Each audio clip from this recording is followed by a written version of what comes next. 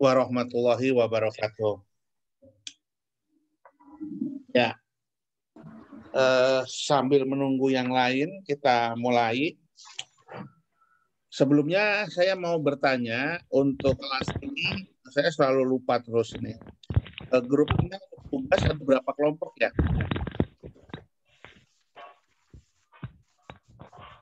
Mungkin ada yang bisa menjawab. Grupnya untuk tugas ada berapa kelompok ya?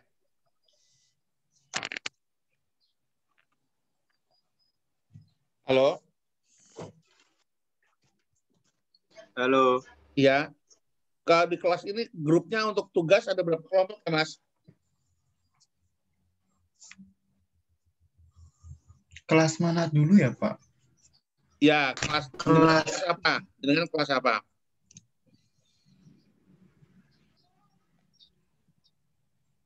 Kelasnya jenengan maksud saya. Aduh, suaraku keluar.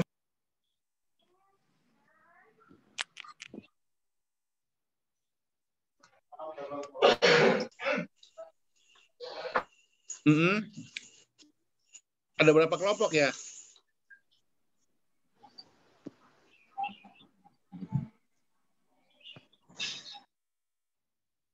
Bisa disampaikan nggak?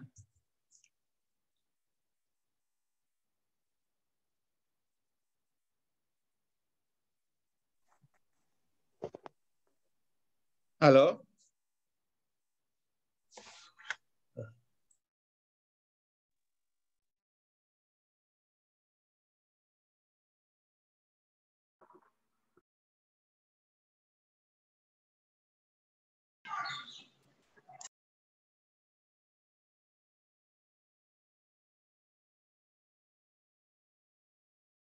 Nggak apa-apa. Halo?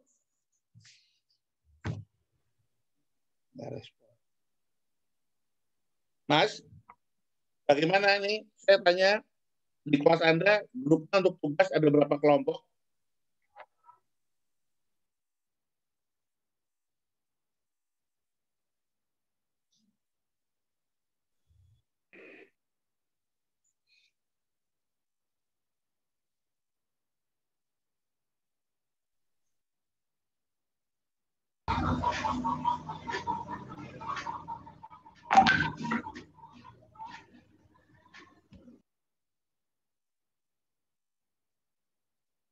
Halo?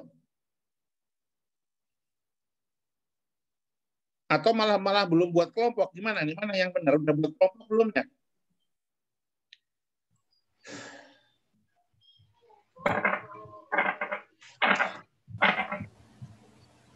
Halo?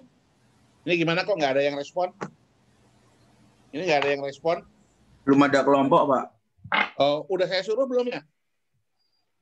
Belum, Pak. Makanya bingung. Belum, Pak. Bukan, belum disuruh buat kelompok. Memang belum?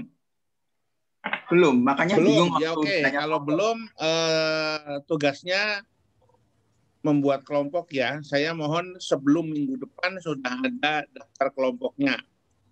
Satu kelas pokoknya jadi 8 kelompok.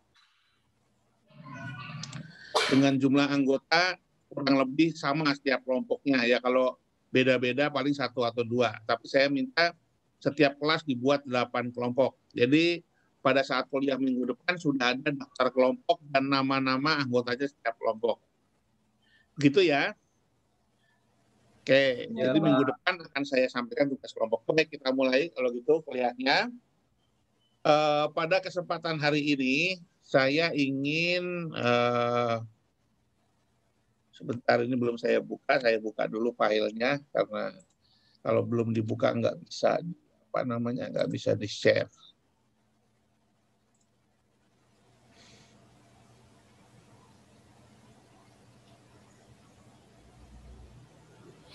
Oke.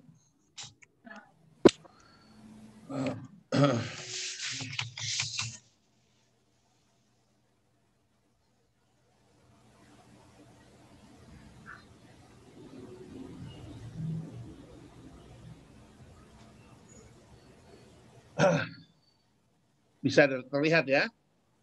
Ya. Nah, kita akan masuk kepada bab yang baru, yaitu transformasi kebijakan ekonomi industri. Nah, dalam hal ini kita mau mendiskusikan sebenarnya apa kebijaksanaan mengenai ekonomi di Indonesia pada era industri 4.0.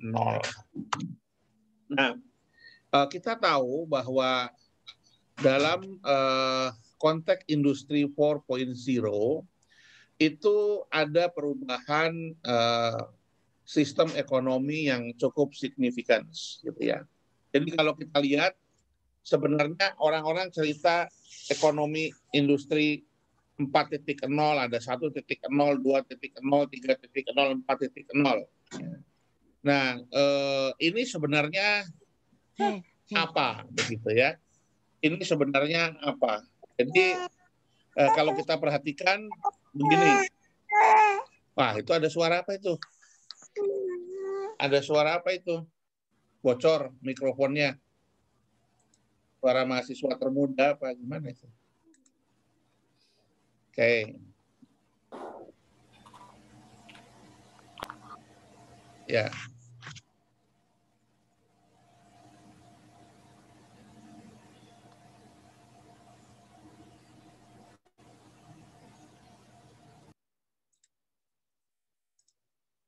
Sebentar, masih ada gangguan.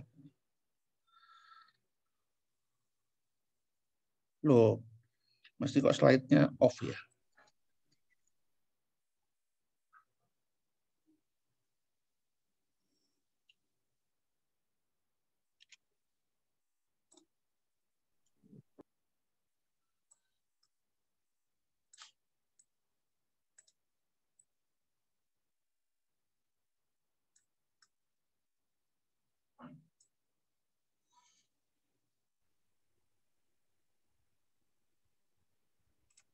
Baik.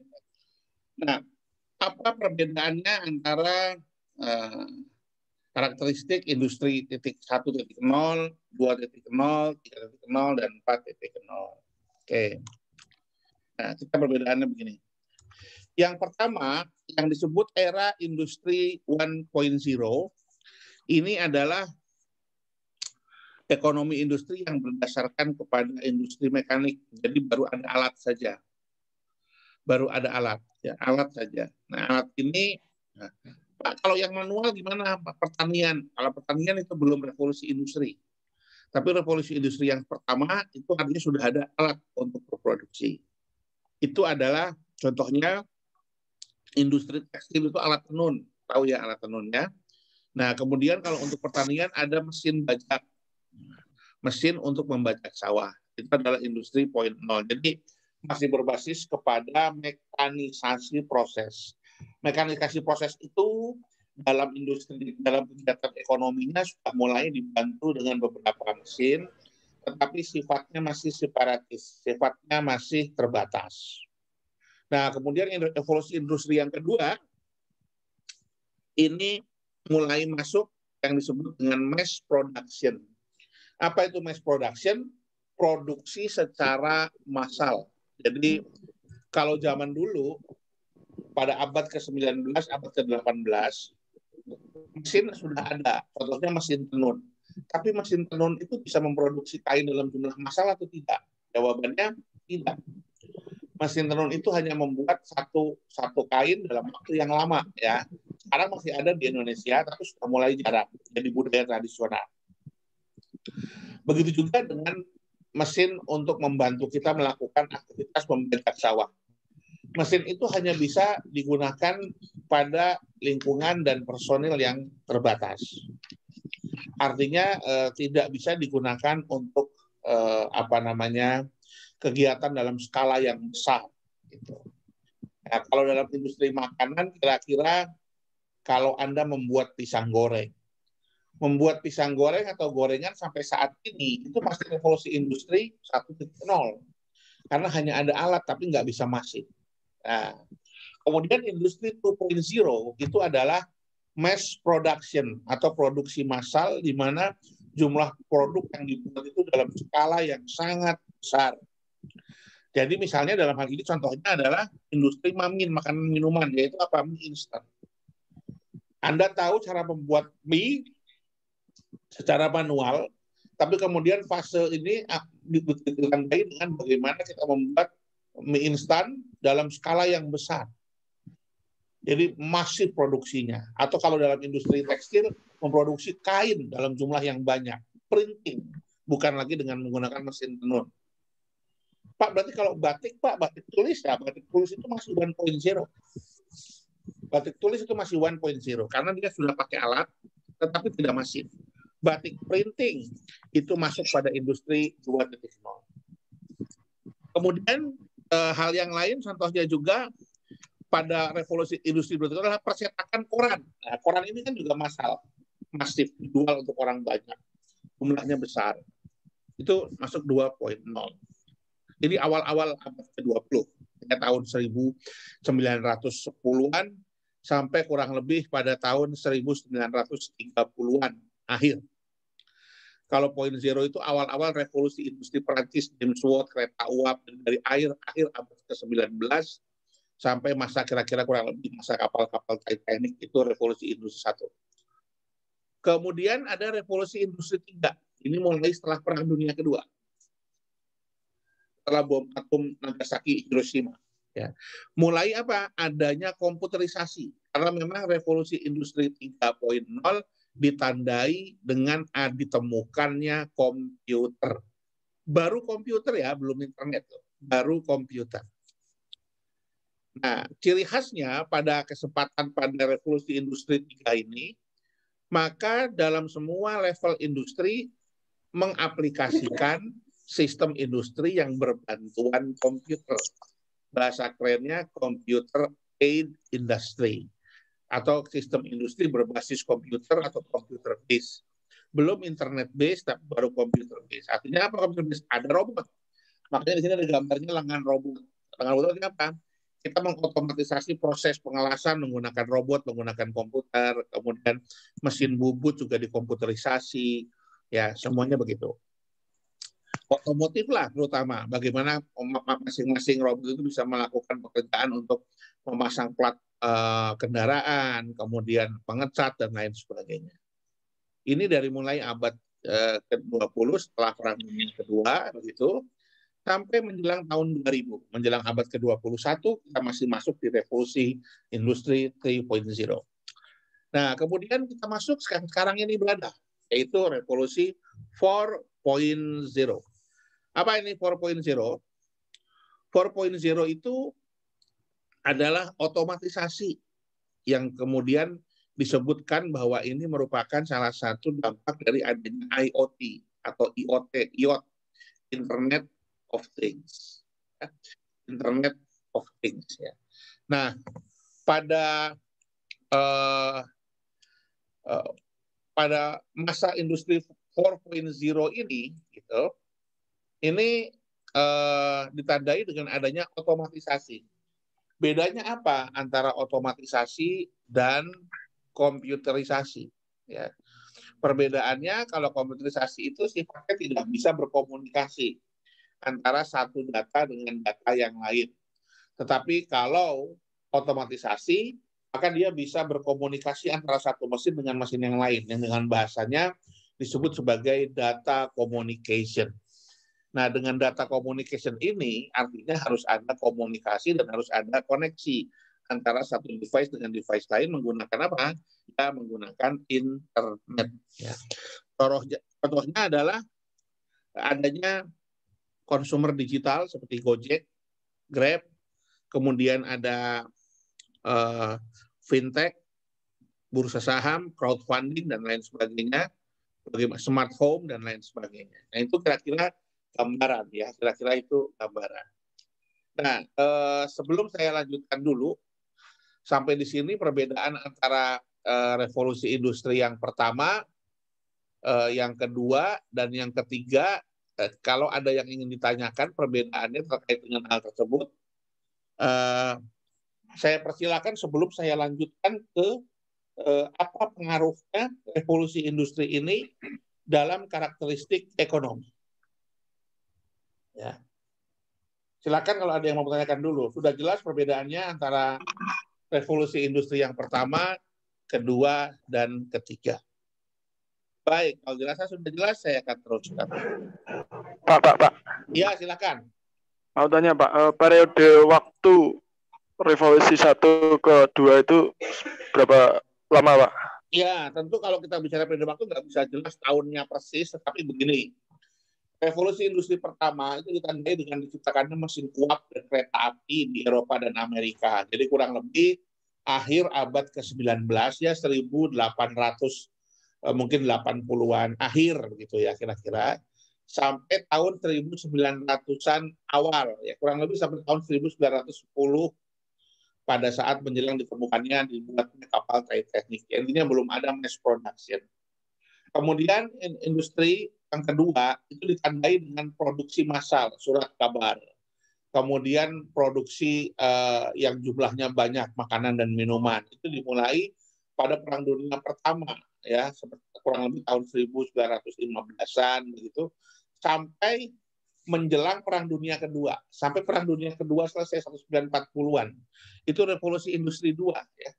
Sudah masuk di situ. Kita sudah bisa menemukan adanya makanan yang diproduksi secara massal, otomotif secara massal. Di situ ditemukan kendaraan pertama kali Ford, kemudian kamera mereknya Kodak, ya.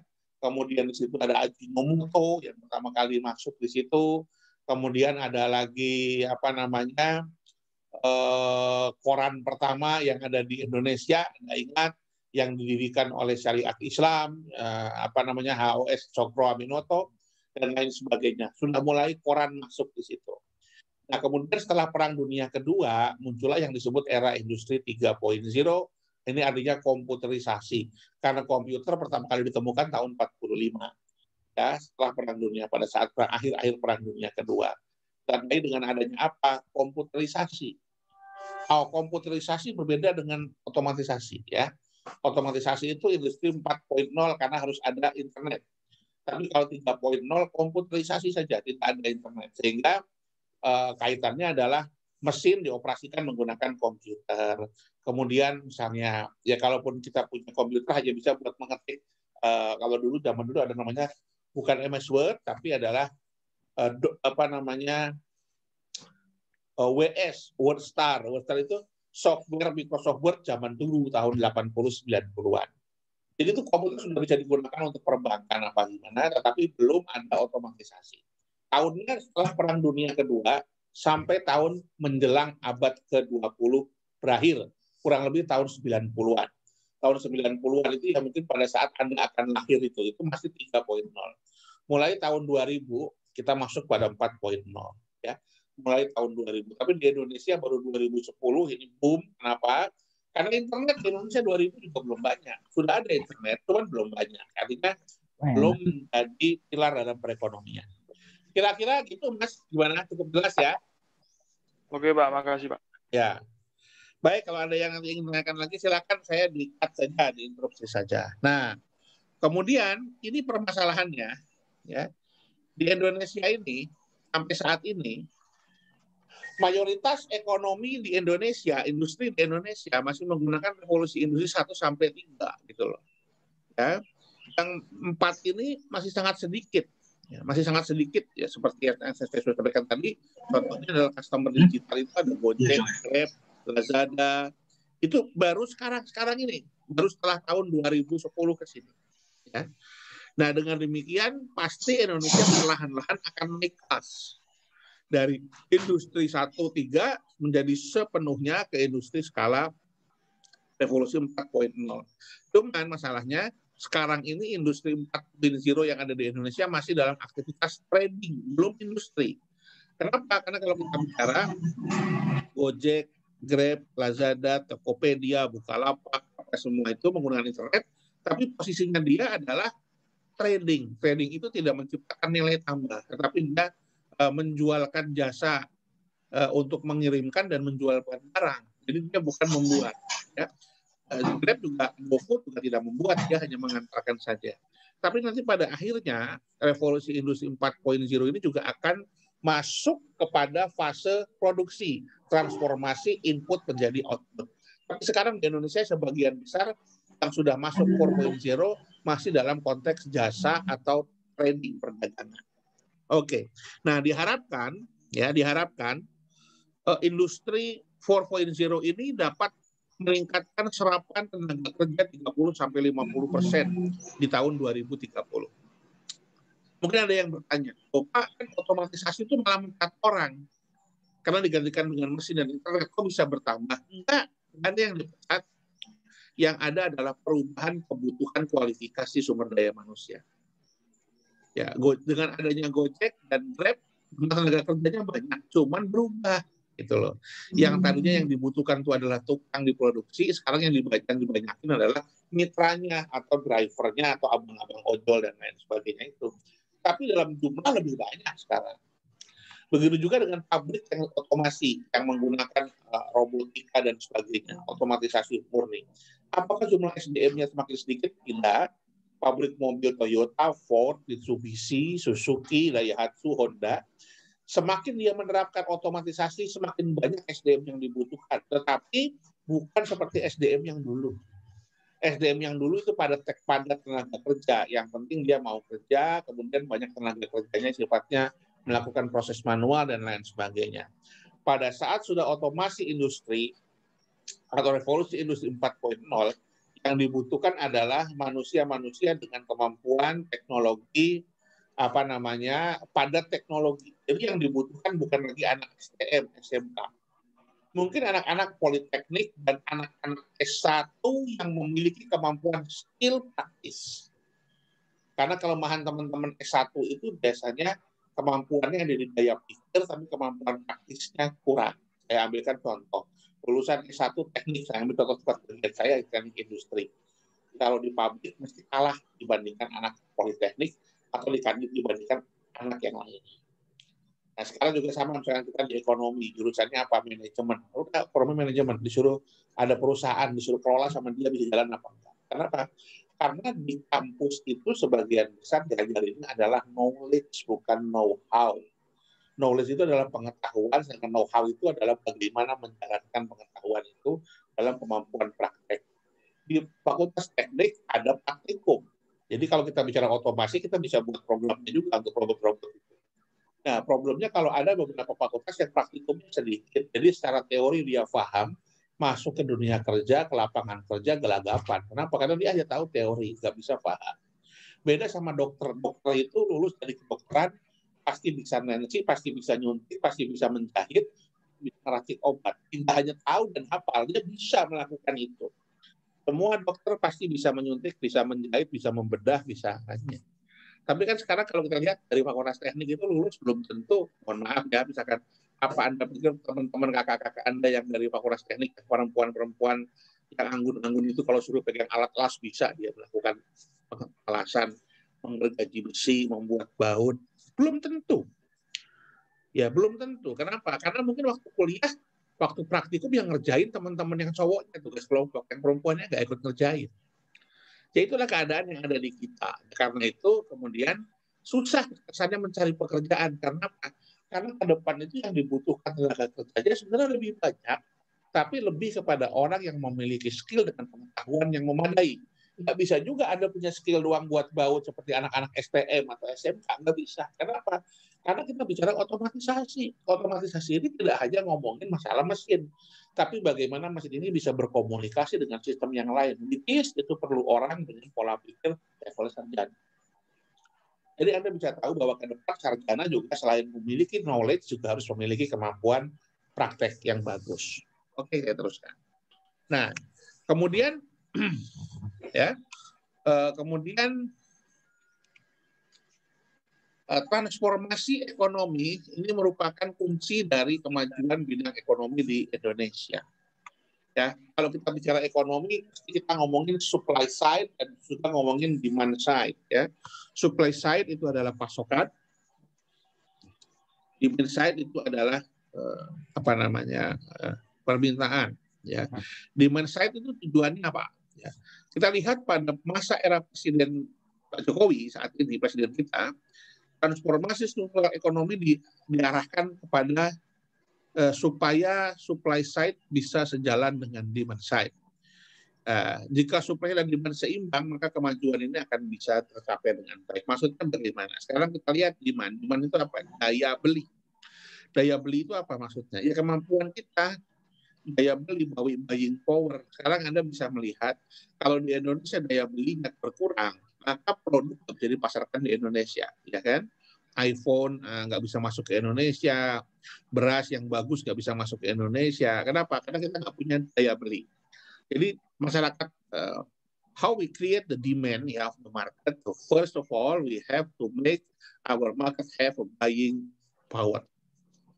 Ya, jadi harus punya dulu kemampuan belinya. Setelah itu baru Anda yang disebut propensity to consume. Anda mungkin pernah belajar dalam ekonomi makro. Saya punya daya beli, neng aku waktu tua, itu juga permasalahan. Itu juga permasalahan. Itu yang disebut propensity to consume.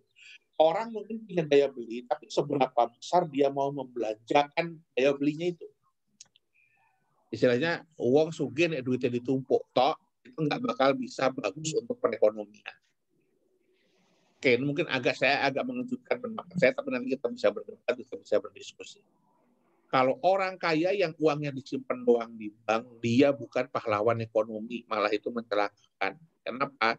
Karena dia memiliki sumber daya buying power yang bagus, tetapi propensity to consume-nya rendah. Artinya multiplier effect dari uangnya dia akan dirasakan banyak oleh masyarakat. Tapi kalau dia mengeluarkan uang itu boros, ada royal, beli macam-macam, Anda bisa bayangkan uang yang dia keluarkan itu akan berdampak ekonomi bagi multiplier effect. Dia beli ini beras, yang tukang jual berasnya terima uang bisa buat beli apa lagi. Tapi kalau dia malas beli. Jadi somehow pada satu ketika pola hidup sederhana itu adalah kontradiktif dengan pertumbuhan ekonomi. Dan itu betul. Makanya kalau di Amerika sekarang bilangnya, apalagi pas zaman corona, banyak ekonomi yang menurun, banyak orang-orang yang memiliki penghasilan juga ke bawah, maka dibilangnya bahwa it is not a good time to save. It is good time to spend. Jadi disuruh keluar duit, jangan disimpan duitnya. Kenapa? Karena semakin Anda nyimpan duit, semakin ekonomi nggak bisa berjalan dan orang lain nggak bisa bekerja. Tapi semakin Anda sering belanja, maka uang Anda itu yang merasakan manfaatnya bakal orang banyak. Karena kalau Anda belanja ke warung, orang warungnya dapat uang, dia bisa beli lagi, dan seterusnya begitu. Itu yang kira-kira yang disebut dengan bagaimana demand side ini harus bisa tadi menjaga daya beli. Tapi juga harus meningkatkan investasi. Harus meningkatkan investasi begitu. Karena apa? Karena setelah daya beli kita kuat, kalau kita tidak punya investasi, maka market itu tidak akan tercipta. Ya, kenapa kok tidak akan tercipta? Kalau investasi tidak tumbuh di Indonesia, nggak ada produk yang bisa dibuat oleh Indonesia. Kita harus memperkenalkan produk kepada masyarakat dengan cara harus ada investasi. Kemudian bagaimana? Jangan jadikan kita sebagai pasar juga, tapi jadikan kita sebagai produsen. Kita harus berusaha meningkatkan ekspor agar devisanya datang. Kalau kita tidak ekspor, pasar dalam negeri, itu kita devisa nggak datang. Kenapa? Karena yang kita buat juga produk itu uang kita. Jadi maksud saya begini, anggaplah ekonomi nasional ini sebagai satu keluarga. Ya, keluarga besar, ada anak, ada adik, ada bapak, ada ibu. Kalau keluarga ini adiknya jual barang yang beli kakaknya, kakaknya jual barang yang beli adiknya, uangnya muter di keluarga ini aja. Kekayaan total keluarga ini kan nggak bertambah. Gitu loh kira-kira. Jadi kalau kita mau bicara begitu, jual beli barangnya jangan sama orang dalam negeri, harus sama orang luar negeri. Adanya ekspor. Ekspor itu bagaimana? Keluarga ini menjual barang ke keluarga yang lain sehingga dapat uang masuk. Itu ekonominya naik. Tapi kalau si kakak jual ke si adik, adik jual ke kakak, ya uangnya begitu aja berputar aja. Jadinya enggak. Jadi perdagangan dalam negeri tidak menambah devisa terlalu banyak. Yang nambah devisa banyak itu adalah ekspor. Nah, karena itu dari sisi side itu kita harus menjaga itu. Nah, sekarang bagaimana kita bisa ekspor? Harus buat barangnya. Barang yang mana yang dibutuhkan oleh masyarakat internasional. Bagaimana caranya untuk buat barang itu? Kalau kita nggak punya uang, ya kita harus mengundang investor. That's why we need investation. Kita punya investment, bukan investation. We need investment, ya. Because dengan investment kita bisa buat pabrik baru, kita bisa buat barang baru, then we can export. Kita bisa mengekspor itu ke pasar internasional dan itu menjadi devisa. Kalau kita buat barang-barang dibuatkan di sini untuk konsumsi dalam negeri, itu juga perlu dilakukan. Tapi itu dilakukan dalam konteks memenuhi kebutuhan dalam negeri, dalam konteks kesejahteraan masyarakat, tapi bukan meningkatkan pertumbuhan ekonomi. Karena apa? Karena uangnya mublek di dalam terus. Ini harus Anda pahami ya. Karena Anda bicara ekonomi industri, Anda harus menganggap bahwa ekonomi itu sebagai bahasa saya itu sebagai infrastruktur untuk meningkatkan industri sebagai infrastruktur untuk peningkatan ekonomi. Kira-kira begitu.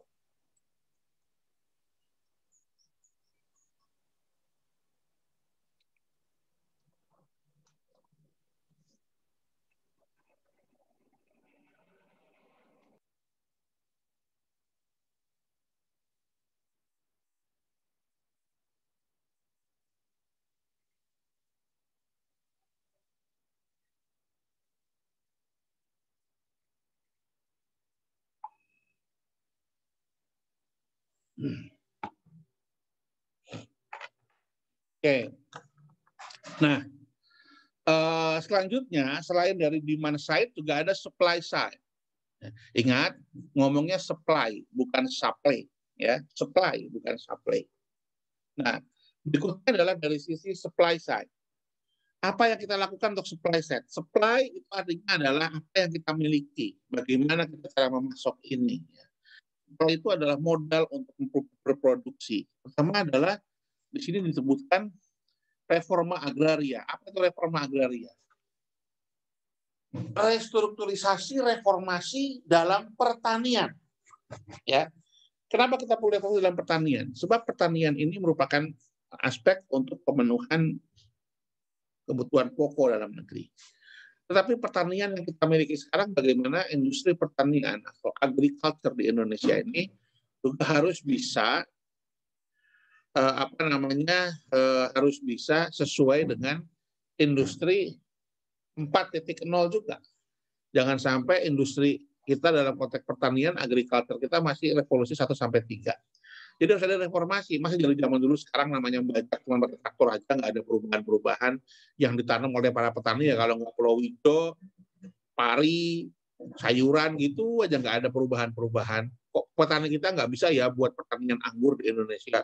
Yang nggak bisa Pak, kan anggur itu kan buat daerah dingin. Pak, di Indonesia pasti nggak bisa Pak, kecuali di daerah Malang, Tawangmangu.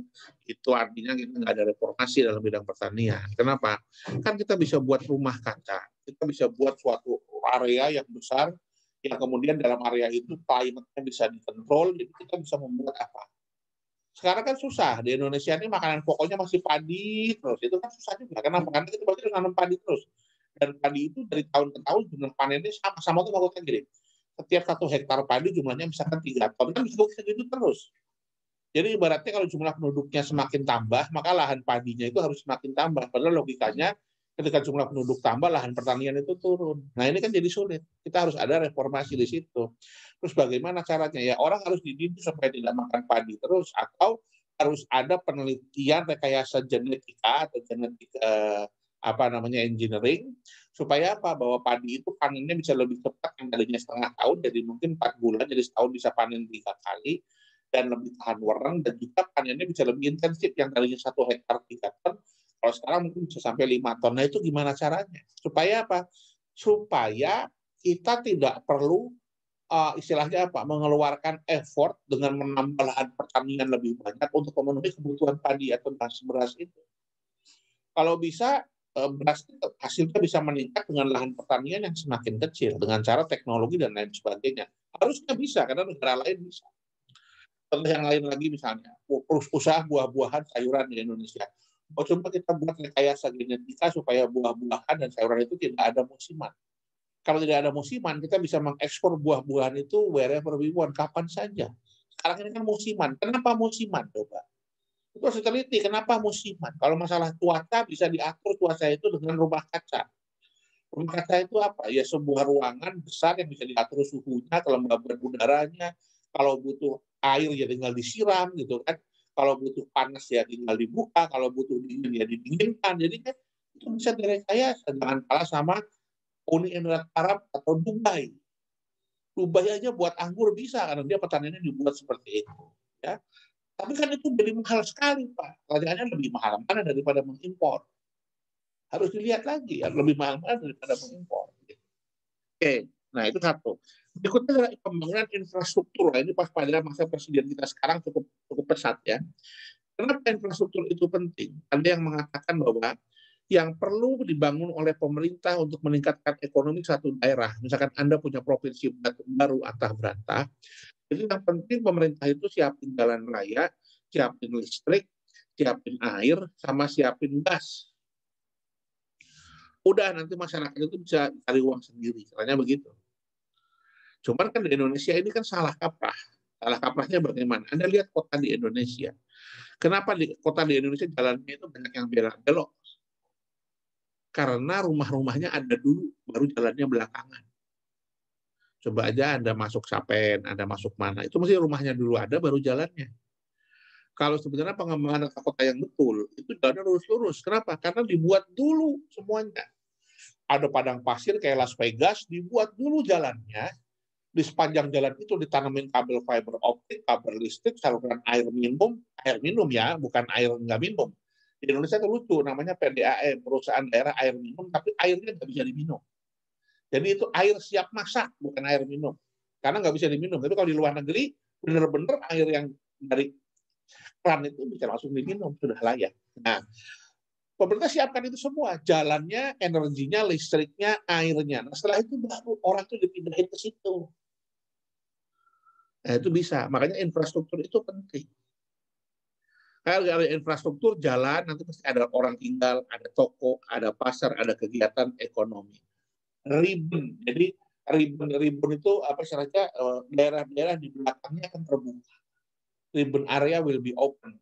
Dan gerakan ekonomi akan ada di situ. Ya, ini penting. Begitu. Makanya kenapa Pak Jokowi sangat menitipkan kepada pembangunan infrastruktur, karena memang ini penting.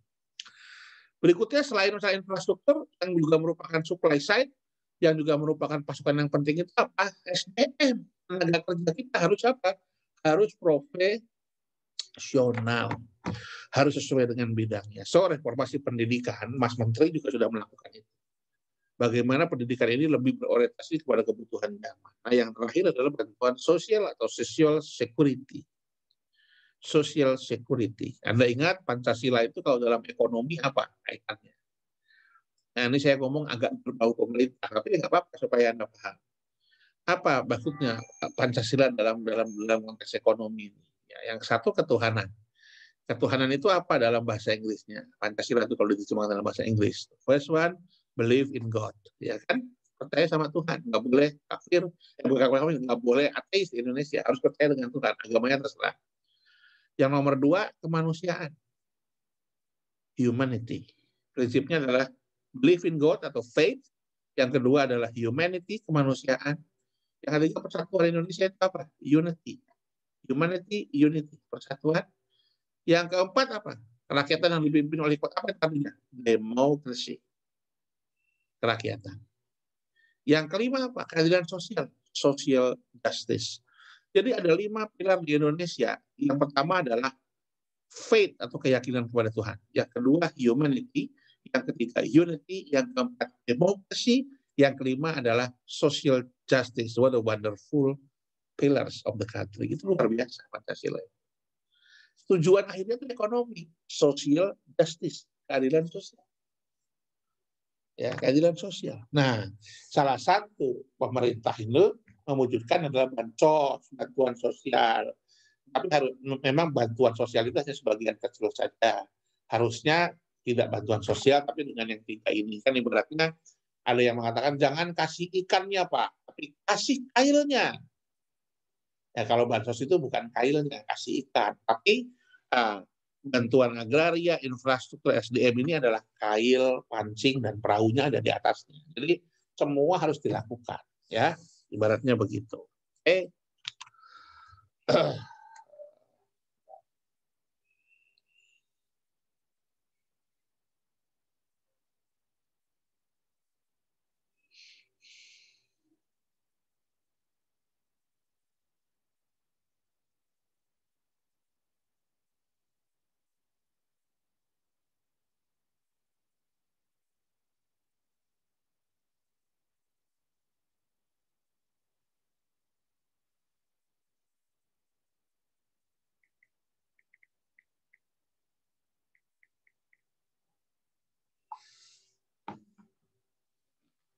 Ya.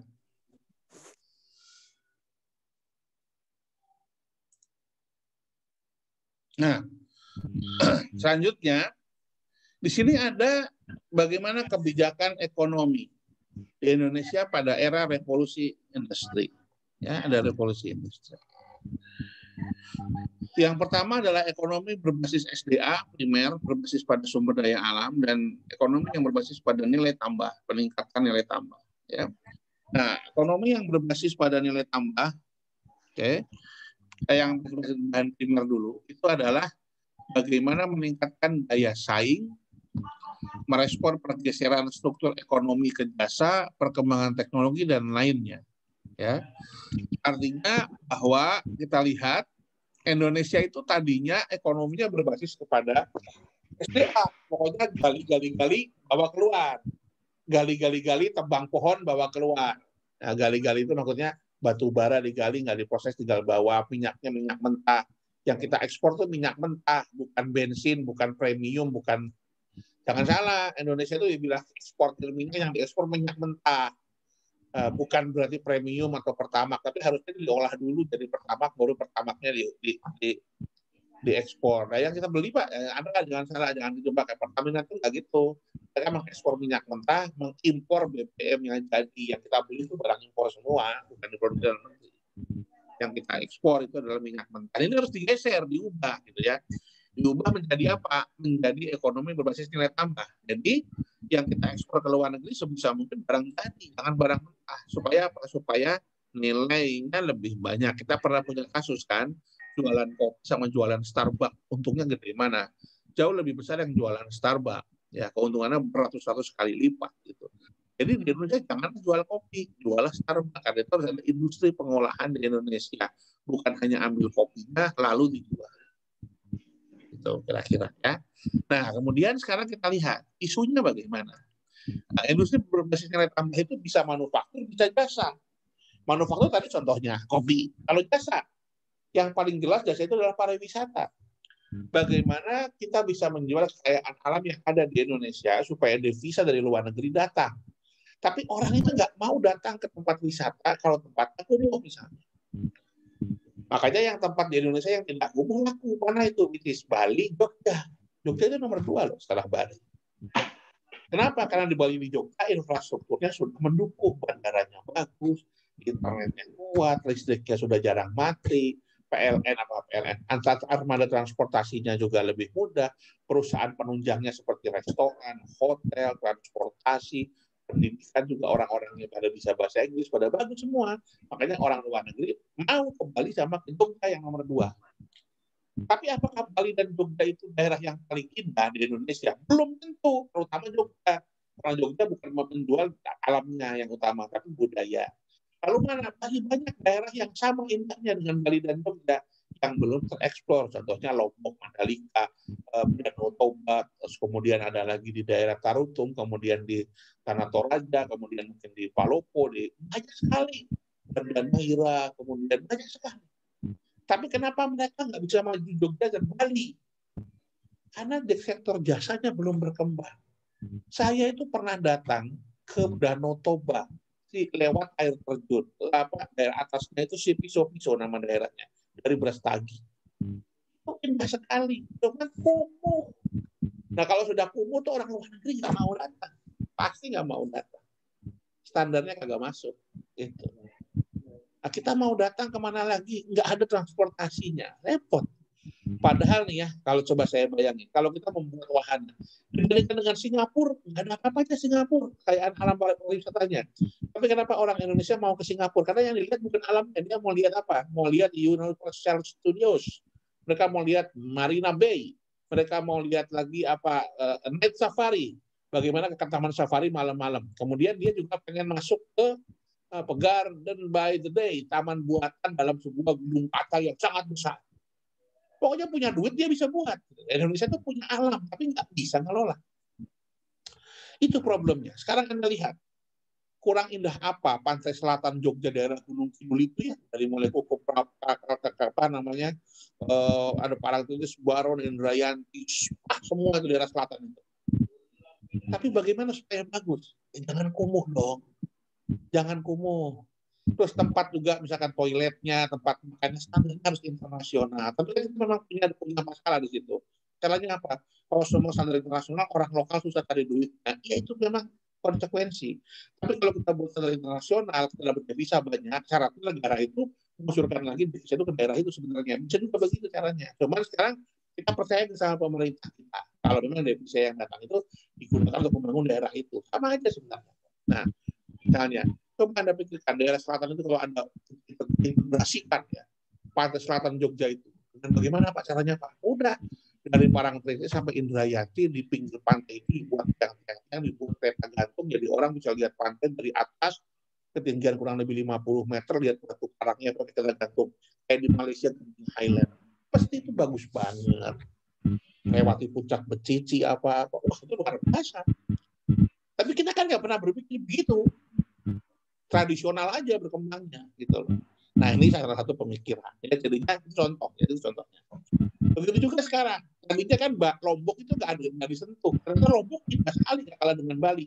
Mulai sekarang disentuh, ada Mandalika, ada Gili itu ya, Gili Trawangan, 3 Gili itu ya. Terus kemudian ada lagi apa namanya Pantai Kutayang di Lombok dan segalanya. Itu mulai. Tetapi memang belum bisa ada yang menyaingi Bali sama Jogja, terutama Bali. Karena Bali sampai budaya masyarakatnya sudah budaya wisata.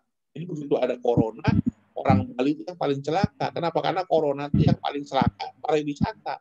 Hotelnya drop, restorannya drop, tour and travel drop, orang Bali juga ekonominya pasti langsung drop. Kalau yang industri nggak begitu berpengaruh sama corona, jalan. Apalagi industrinya industri kayak apa namanya permanufaktur tetap jalan kita. Ya kira-kira gitu ya gambaran. Jadi nah ini isunya itu manufaktur menurun ya dari 20%, 26% jadi 22%, dan ini akan terus menurun kalau nggak ada investasi. Kenapa? Banyak perusahaan manufaktur di Indonesia yang relokasi ke Vietnam, ke Kamboja. Philips pindah ke Vietnam, Sony pindah ke Vietnam. Terus apa namanya Chevrolet juga pindah. Kenapa pada pindah di Indonesia? Karena Indonesia itu proses perizinannya berbelit-belit sudah mulai mahal, dan SDM kita sudah mulai mahal. Orang Indonesia sudah nggak mau dibayar murah lagi, buruhnya sering demo. Mendingan di Vietnam karena pemerintahannya komunis, di Vietnam semua ditekan, orang bayarannya murah, mereka bisa masuk dengan enak. Jadi itu ada untung ruginya ya. Jadi itu kita harus paham bahwa kita akhirnya menurun. Banyak industri-industri dari Indonesia yang direlokasi keluar dari Indonesia. Iklim investasinya nggak mendukung ya. Tiap ada May Day tiap tahun ribut aja terus demo. Begitu buat undang-undang apapun pasti diributin ya kan.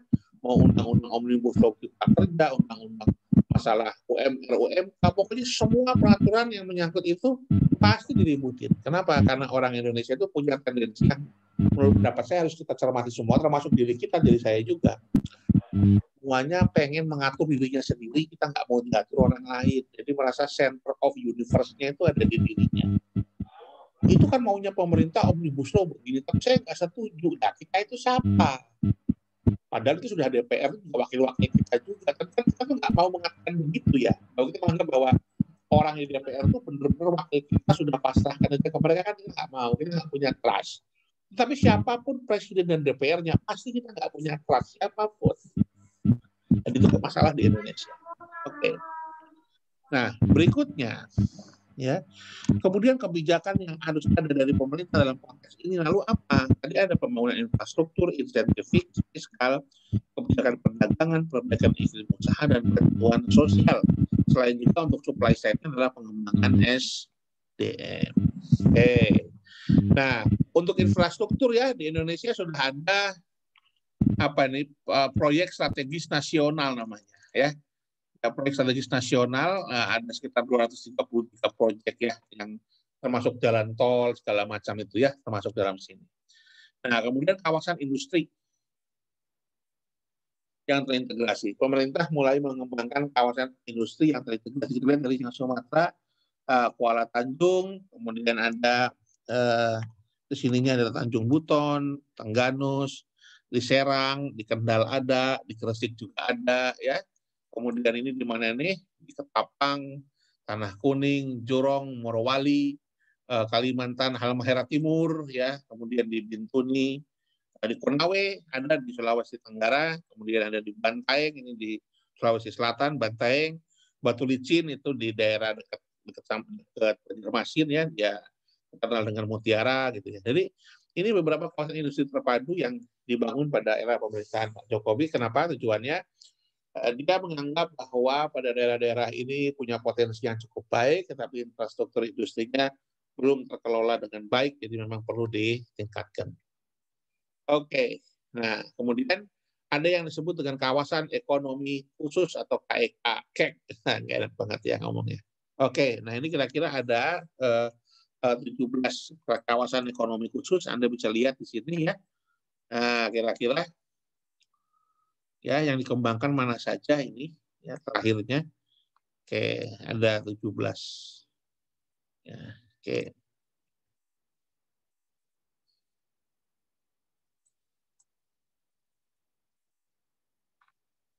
Nah, nanti Anda bisa lihat nih, kira-kira pariwisatanya apa yang dibangun. Kita lihat nih dari mulai yang di Lok Sumawe, apa kawasan ekonomi khusus Lok Sumawe.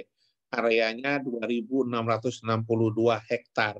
Kegiatan utama pembangunan pengolahan kawasan industri energi, petrokimia, pengolahan kelapa sawit, pengolahan kayu, logistik, dan nah, ini Anda bisa lihat. Ya.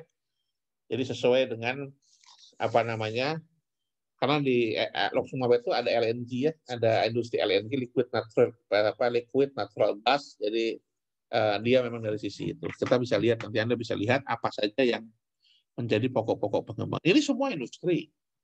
Pak, ini apa hubungannya sama mata kuliah kita? Oh, enak sekali memang mata kuliah kita ngomongin ini.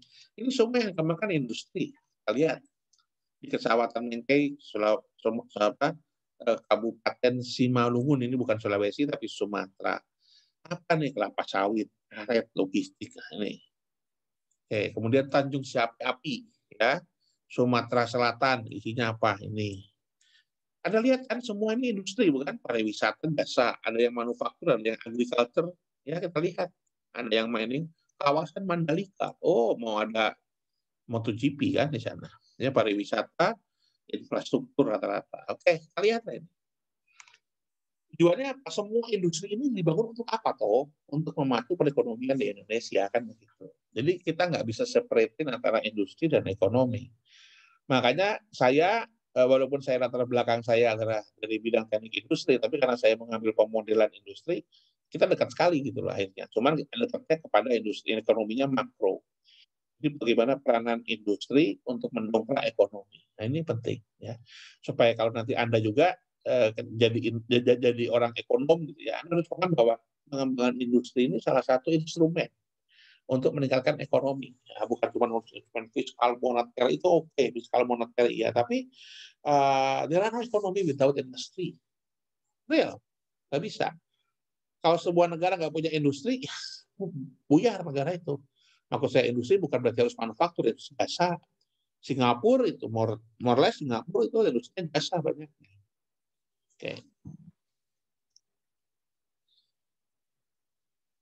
Ya, kemudian ada kawasan strategis pariwisata di Jogja, ini khusus dibangun ya, Danau Toba yang tadi saya sampaikan ya, Tanjung Playang, Pulau Seribu, Wakatobi, Morotai, terus ada Labuan Bajo, Mandalika.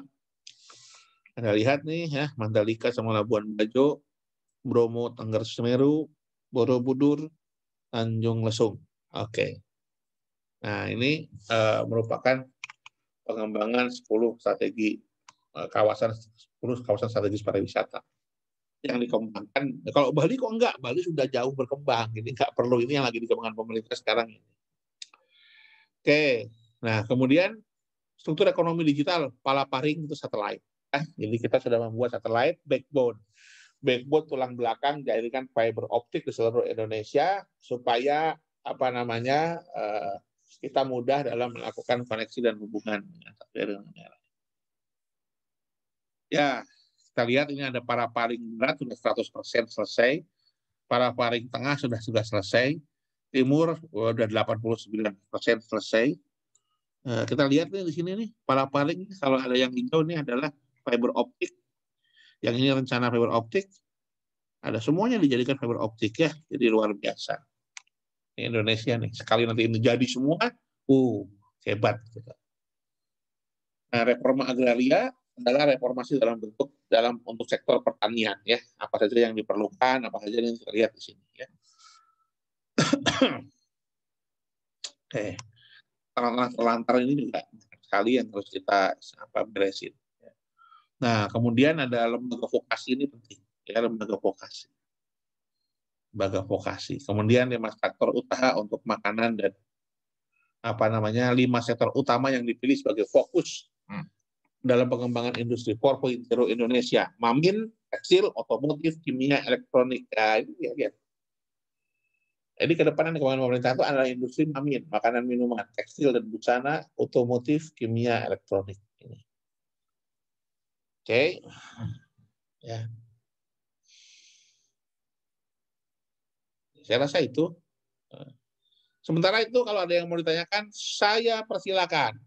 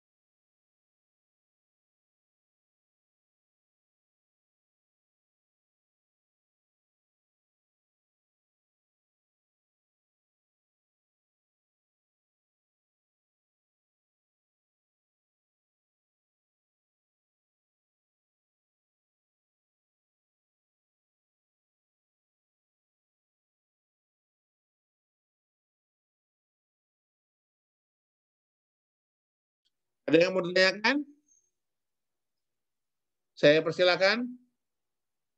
Baik, kalau tidak ada, saya cukupkan ya untuk kuliah hari ini. Nanti akan saya forward ke grup materinya dan link recordingnya. Jangan lupa minggu depan saya minta daftar nama tugas kelompok karena saya sudah akan memberikan tugas kelompok. Itu dulu yang bisa saya sampaikan. Terima kasih. Assalamualaikum warahmatullahi wabarakatuh. Waalaikumsalam. Waalaikumsalam warahmatullahi wabarakatuh.